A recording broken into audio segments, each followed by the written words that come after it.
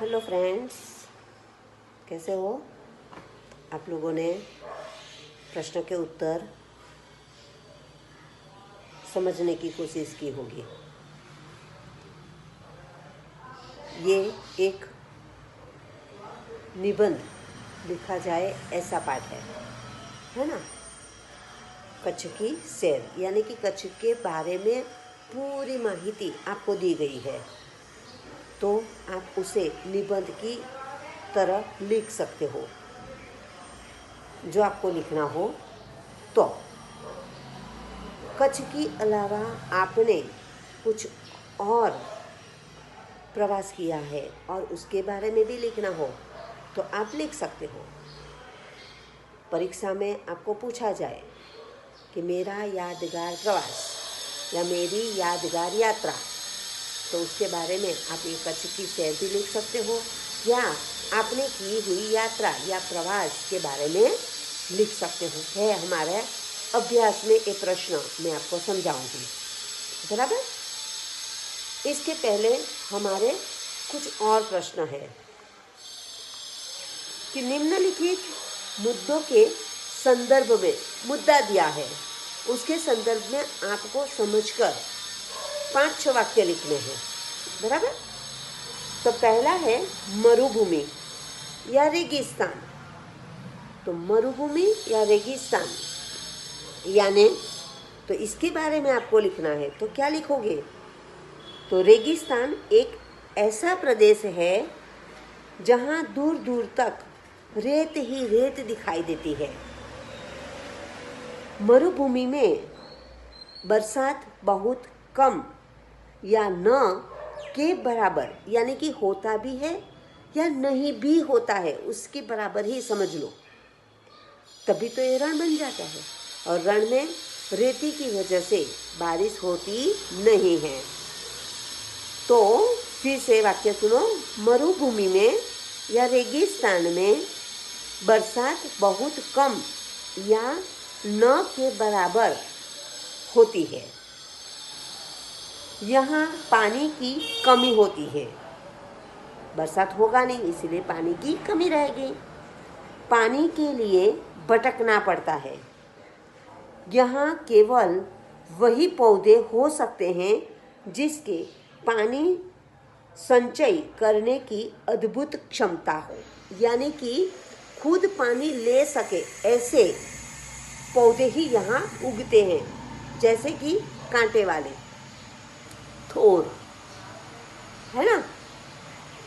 थोर देखे हैं आपने, बड़े बड़े होते हैं, तो वो रेत में होते हैं। ऊंट को रेगिस्तान का जहाज कहा जाता है। ऊंट रेत में चल सकता है, हम नहीं चल सकते हैं, और इसीलिए उसे रेगिस्तान का जहाज कहा गया है। रेतीले प्रदेश में लोग ऊंट पर प्रवास करते हैं। बस, तो इतना आप लिखो। उसके अलावा कुछ और 2-4 वाक्य आपको लिखने हैं तो आप लिख सकते हो, बराबर। अब दूसरा है कच्छ के 3 बड़े शहर। कौन से 3 बड़े शहर है तो उसके बारे में लिखना है। तो मांडवी, भुज और मुंद्रा कच्छ के 3 बड़े शहर है। मांडवी में अति सुंदर बंदरगाह है। अब ये 3 के बारे में हमारे पुस्तक में दिया हुआ है, बराबर। तो उनके अंदर से भी आप लिख सकते हो, और मैं जो यहाँ कहती हूँ वो लिखना हो तो वो भी लिख सकते हो। तो मांडवी में अति सुंदर बंदरगाह है। यह राजा के महल, पवन चक्कियाँ तथा समुद्र तट के कारण दर्शनीय है। भुज वैभवशाली नगर है। यहाँ आईना महल, प्राग महल, टावर, स्वामीनारायण मंदिर, हिल गार्डन, हमीरसर तालाब, भुजिया पहाड़ जैसे दर्शनीय स्थान है। मुंद्रा में तहसील मुख्यालय भी है। तालुको मुख्यालय, तालुको जो कहते हैं वह है। यहाँ अनेक उद्योगों का विकास हुआ है। उसके अलावा और भी बहुत वाक्य है। ये भुज, मुंद्रा और मांडवी, ये 3 के बारे में पुस्तक में से भी आप लिख सकते हैं, बराबर। अब आगे तीसरा क्या है, तो कच्छ में स्थित धार्मिक स्थल, कौन कौन से धार्मिक स्थल है उसके बारे में आपको लिखना है। तो कच्छ के मुख्य धार्मिक स्थल भद्रेश्वर, नारायण सरोवर, लखपत तथा हाजीपीर दरगाह है ना, वह हाजीपीर है। भद्रेश्वर प्राचीन जैन यात्रा धाम है। यहाँ संगमरमर से बना 2500 वर्ष पुराना जिनालय भूकंप में खंडित हो गया था। उनका पुनः निर्माण किया जा रहा है। यहाँ का नारायण सरोवर रामायण काल का बना हुआ माना जाता है। हाजीपीर मुसलमानों के लिए श्रद्धा का केंद्र है। उसके अलावा भी आप इनके वाक्य जो है पुस्तक में वो लिख सकते हैं, बराबर। अब चौथा है कच्छ के ऐतिहासिक स्थल। अब ऐतिहासिक स्थल यानी कि घूमने फिरने के स्थल कौन से हैं वह बताओ। तो सामखियाली के उत्तर में धोलावीरा एक ऐतिहासिक स्थान है। यहाँ भारत की अति प्राचीन मोहनजोदड़ो संस्कृति के अवशेष पाए जाते हैं। लखपत गुरु नानक की स्मृति से जुड़ा प्राचीन स्थल है। किसी समय यह एक समृद्ध नगर था। क्या? ये लखपत समृद्ध नगर था। यहाँ का किला पुराने इतिहास की याद दिलाता है। तो ये हमारे प्राचीन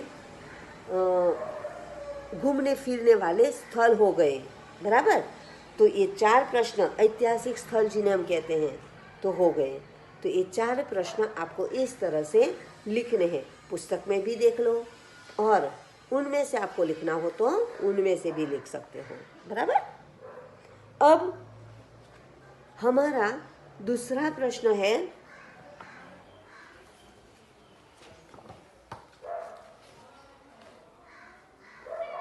आप अपनी पाठशाला में से किसी यात्रा पर गए हो तो उसका वर्णन अपने शब्दों में कीजिए।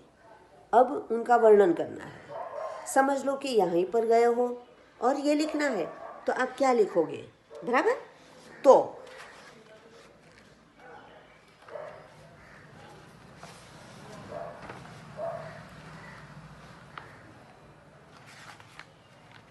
मेरी यादगार प्रवास या यात्रा,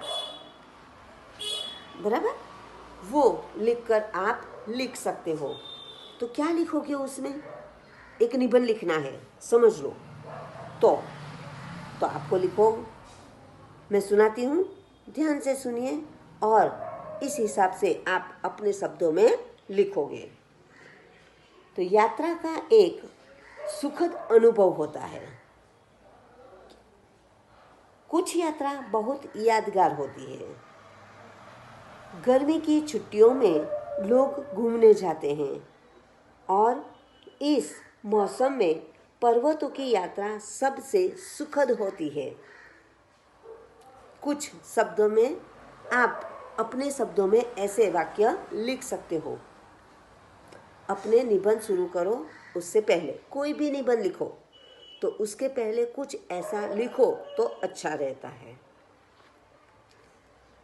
हमारी पहली पर्वतीय यात्रा पिछले वर्ष गर्मी की छुट्टियों में हुई, जब पिताजी के मित्र ने नैनीताल में अपने निवास में एक समारोह रखा और पिताजी को आमंत्रित करने के साथ साथ आने का आग्रह भी किया।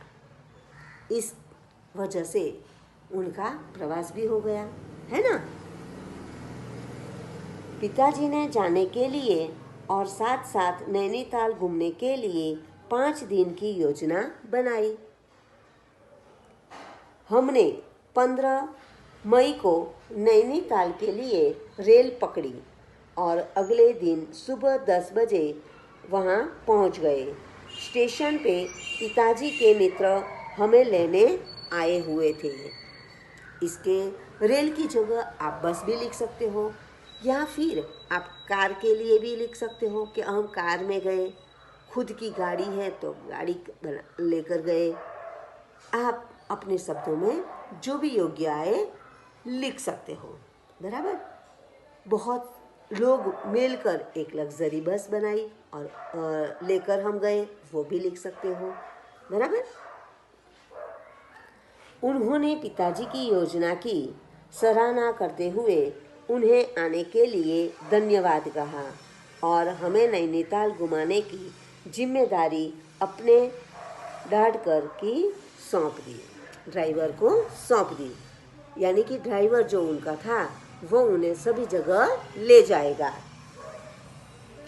नैनीताल के रास्ते बहुत टेढ़े मेढ़े थे और रास्ते के दोनों ओर घाटियों का मनमोहक दृश्य था। यानी कि वहाँ दोनों ओर झाड़ियाँ थी, जंगल थे, बहुत सारे पेड़ थे और बीच में से रास्ता निकलता था।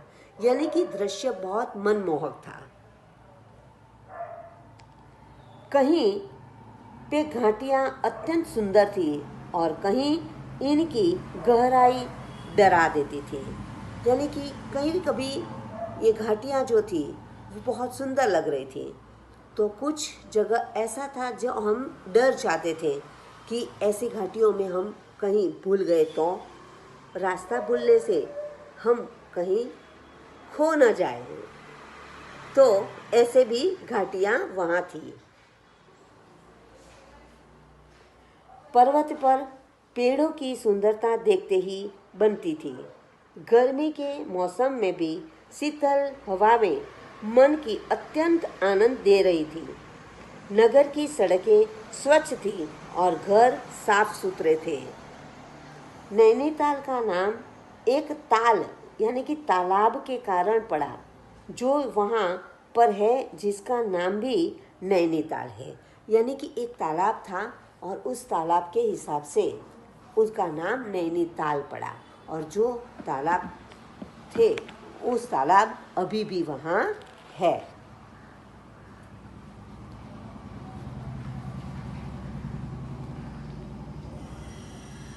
इसी ताल के एक किनारे पे नैना देवी का मंदिर है। मंदिर के पास में अत्यंत खूबसूरत पर्वत है जो सबका मन मोह लेता है। उसके अलावा भी नैनीताल में कोई स्थल है जो बेहद मनमोहक है। 3 दिन हम बहुत घूमे। उसके बाद पिताजी के मित्र के यहाँ समारोह में सम्मिलित होकर हमने अगले दिन घर के लिए रेल पकड़ी। नैनीताल की यह यात्रा मेरे लिए बहुत सुखद और यादगार रही है। यहाँ की प्राकृतिक सुंदरता ने मेरा मन मोह लिया और यहाँ के दृश्यों को मैंने कैमरे में कैद कर लिया। अवसर मिलने पर मैं एक बार फिर से ऐसी सुखद यात्रा पे वहाँ अवश्य जाना चाहूँगा या चाहूँगी। तो ये हमारा एक उदाहरण है नैनीताल का। आप इसके नैनीताल की जगह हमारा कच्छ पाठी है तो उनको ही ले लो। कुछ दिन के लिए आप गए हैं और आपने देखने के लिए कौन कौन से स्थल है तो वो भी है, वहाँ क्या क्या है वो भी है, तो आप निबंध बना सकते हो, बराबर। और इस हिसाब से आपको एक पत्र भी लिखना है तो वो पत्र में भी इस तरह से आप लिख सकते हो, बराबर।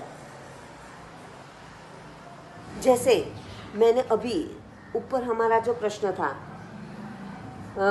ऐतिहासिक स्थल, धार्मिक स्थल, 3 बड़े शहर, मरुभूमि, तो उसके बारे में टूक में लिख दो और बात खत्म करो। हो गया ना आपका निबंध। और पत्र में भी आप लिख सकते हो। अगला प्रश्न हमारा पत्र का ही है। क्या है पत्र? तो आपने की हुई किसी यात्रा का वर्णन करते हुए अपने मित्र को पत्र लिखिए। जो हमने पहले लेसन में सभी पत्र देखे हैं उस हिसाब से यहाँ आपको एक पत्र भी लिखना है। पत्र आप अपने शब्दों में लिखोगे, बराबर। तो ये 2 प्रश्न आपको इस तरह से करने हैं। अब आगे हमारा तीसरा प्रश्न क्या है? तो दिए गए शब्द मिले ऐसे पहेलियों का निर्माण कीजिए। आपको पहेली बनानी है, बराबर। सितारा, हाथी, चिराग और पाठशाला, बराबर। इन 4 शब्दों पर आपको पहेली बनानी है। कोशिश करना, अगली वीडियो में मैं आपको सुनाऊंगी। जो आपने लिखी है तो बराबर है, देख लेना, और नहीं लिखी है तो मैं सुनाऊंगी तो वो आप लिख लेना। पर आपको कोशिश करनी है। मैं नहीं भी सुनाऊं, पता नहीं मुझे, मैं अभी कह रही हूँ, बराबर। तो आपको कोशिश करनी है और आपको लिखनी है, बराबर। तो अच्छे अक्षर से, सही मात्रा से, ध्यान देकर लिखना। Okay, thank you.